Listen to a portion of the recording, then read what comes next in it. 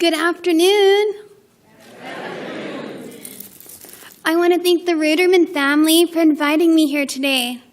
My name is Haben Girma, and the name Haben comes from Eritrea, a small African country with Ethiopia to the south and to the north, the Red Sea. My mother grew up during the time when Ethiopia colonized Eritrea. Many Eritreans participated in the struggle for freedom, including my mother. When my mother was in school, the Ethiopian emperor ordered that all schools in Eritrea were to stop teaching the Eritrean language Tigrinya.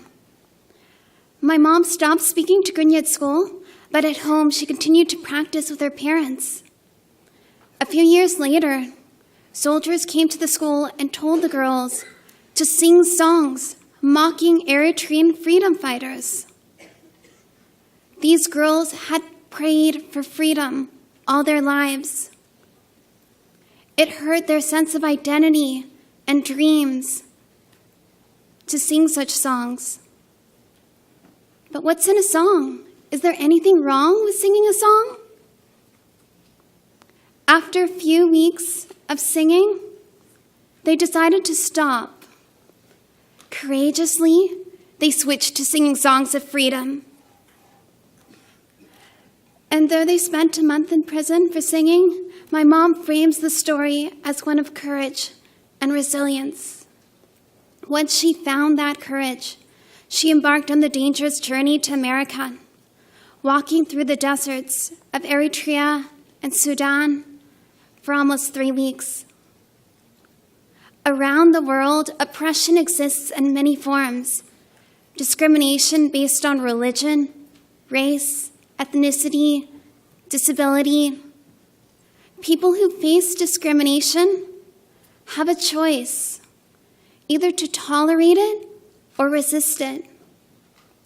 On the surface, sometimes it seems that resisting discrimination is the more terrifying choice. Through my work as an advocate, I've met many students who choose to tolerate discrimination rather than risk retaliation from their schools. But tolerating oppression has consequences. People sometimes slowly internalize oppression, and it hurts self-respect. My mother's story taught me that even small acts of resistance, like singing songs of freedom, can lead to a better future. Though born and raised in the U.S., growing up as a deafblind student and now a lawyer introduced me to another form of oppression, the information famine, knowledge stored in books in libraries all over the world, and information online is not accessible to blind readers. That harms our ability to get work, to go to school, to learn. We need more people to help fight the information famine to make sure blind individuals have access to information. Advocacy often begins with a small step, and my journey along this path began back in college. At Lewis and Clark College in Portland, Oregon, I had a great time, except for some problems at the cafeteria. The college cafeteria had about 5 different food stations, and sighted students would browse a menu posted near the entrance, then walk to their station of choice. Since I couldn't read it, I had to choose stations at random. There were some unhappy surprises. For a vegetarian, it can be frustrating to wait in line for 20 minutes to discover they're serving hamburgers.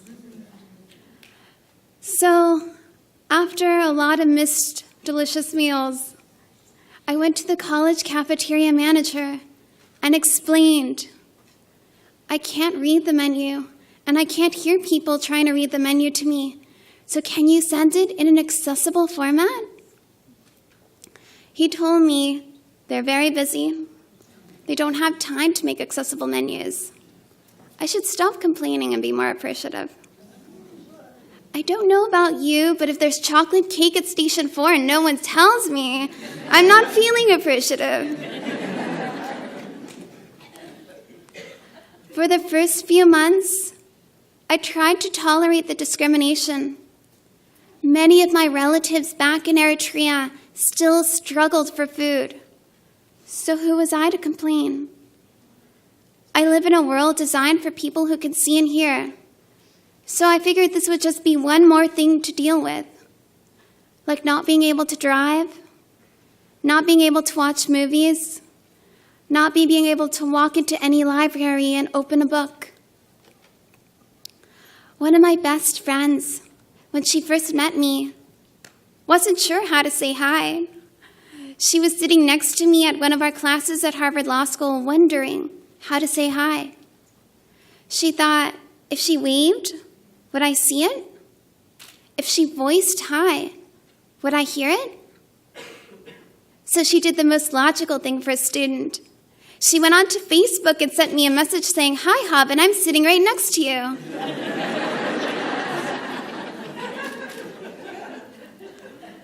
Facebook has facilitated many connections, and online services have the potential to open many doors for people with disabilities. But the vast majority of information online has access barriers. A study by the United Nations found that 97% of websites have access barriers. The vast majority don't comply with standards created by the World Wide Web Consortium, the Web Content Accessibility Guidelines, and the BBC Mobile Accessibility Standards and Guidelines. Advocates have been asking for almost 20 years now for programmers to design their websites and apps for accessibility. Advocacy begins with a small step. My mother's story taught me this. So I thought, maybe those cafeteria menus could be my small contribution towards ending the information famine. I went back to the cafeteria manager, explaining that the Americans with Disabilities Act prohibits discrimination. Public accommodations must provide reasonable accommodations. And if the cafeteria continued to deny me access, I would take legal action.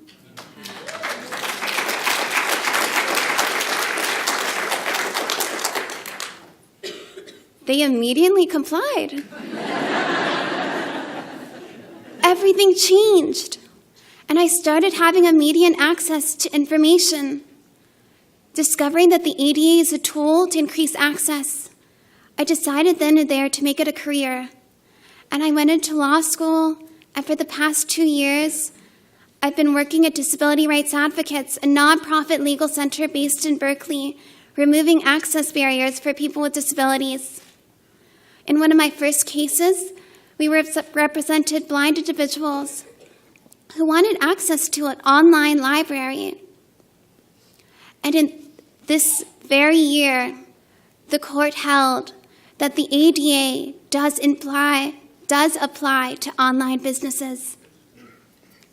So tech developers have a choice to either participate in the information famine or program for accessibility. My mother has one final advice. My mother's name is Saba, named after the Queen of Sheba. In Eritrea, legend has it that the great queen traveled to Jerusalem to witness the wisdom of King Solomon. This quest for knowledge produced a son from whom all Eritreans descend. Now, I'm not saying my mom is a descendant of King Solomon. Saba teaches that if you're searching for the courage to sing songs of freedom or advocate for access to information, cultural stories can add that extra magic to help you make the right choice. Thank you.